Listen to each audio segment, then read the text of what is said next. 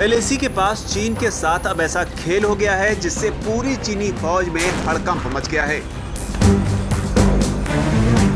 भारत ने तो चीन को एलएसी के पास से खदेड़ दिया है, लेकिन अब चीन के सामने एक और बड़ा दुश्मन आ गया है जो आने वाले दिनों में और विकराल रूप ले लेगा। चीन की सरकार भी अब इस अदृश्य हमलावर को लेकर चिंता में आ गई है।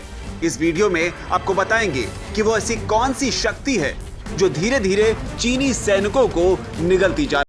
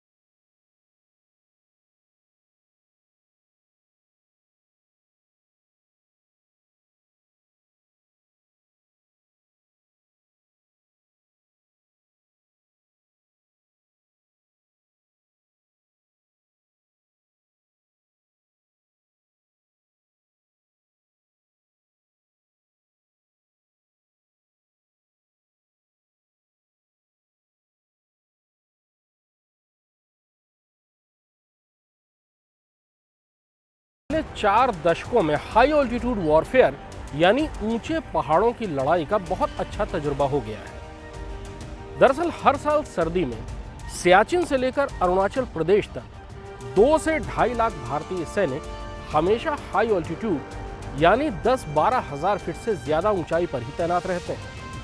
अगर हाई ऑल्टीट्यूड वॉरफेयर के ट्रेनिंग इंस्टीट्यूट्स को भी जोड़ दिया जाए तो ये तादाद बहुत ज्यादा हो जाती है। हर भारतीय सैनिक को अपनी ड्यूटी के दौरान अपनी पूरी सर्विस में 4 से 5 बार हाई ऑल्टीट्यूड इलाकों में तैनाती का अनुभव हो चुका है और वो इस इलाके के आदी हो जाते हैं। दूसरी तरफ भारतीय सेना का जो एक्लेमेटाइजेशन प्रोग्राम है वो बहुत सख्त है और उसका बहुत अच्छी तरह पालन किया जाता है।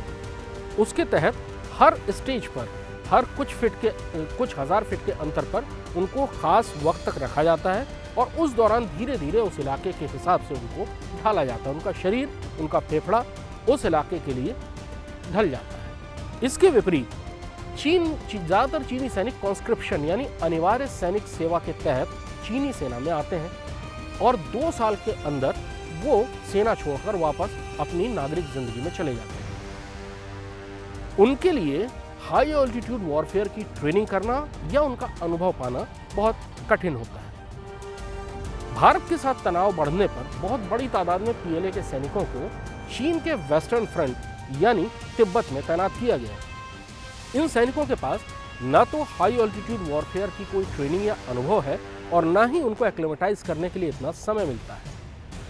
चीनी सैनिकों को पिछली सर्दियों में ऑक्सीजन वाले टेंट जो वातानुकूलित भी थे वो दिए गए, लेकिन इससे मामला उल्टा हो गया। उन सैनिकों को न तो बगैर ऑक्सीजन या कम ऑक्सीजन के इलाकों में रहने की आदत पड़ी, नहीं उनका शरीर उस तापमान के लिए तैयार हुआ। इसलिए जब भी वो टेंट के बाहर किसी काम या ड्यूटी के लिए जाते हैं, उनके बीमार पड़ने की संभावना बहुत ज्यादा होती है। इसके विपरीत भारतीय सैनिक इस पूरे इलाके में लंबे अरसे से तैनात हैं और एक्लिमेटाइजेशन की वजह से उनके पास पुराना अनुभव भी है कि इस इलाके में कैसे अपने आप को रखना है। पिछले साल की सर्दियों में बहुत बार ऐसी खबरें आई थी कि पीएलए के सैनिकों को, बहुत बड़ी तादाद में पीएलए के सैनिकों को हाई एल्टीट्यूड सिकनेस यानी ऊंचाई पर रहने वाली बीमारियां हुई और उनमें से कई की जान भी गई। लेकिन वेस्टर्न थिएटर कमांड के एक के बाद एक 2 कमांडरों की तबीयत खराब होना और उनमें से एक कमांडर की जान चली जाना बहुत ही गंभीर इशारा करता है। यानी चीनी सेना के लिए लद्दाख के सामने तिब्बत में खड़े रह पाना, तैनात रहना बहुत भारी साबित हो रहा है। सर्दियां सामने हैं। अभी के हिसाब से लगता है कि अभी इस सर्दियों तक भी सैनिकों की वापसी बहुत मुश्किल है। यानी पीएलए चीनी सेना को एक सर्दी और तिब्बत के उसी खतरनाक और बेरहम मौसम और इलाकों में काटनी पड़ेगी जहां से वो सबसे ज्यादा डरते हैं। Presenting B News app available on Google Play and App Store. Download it now.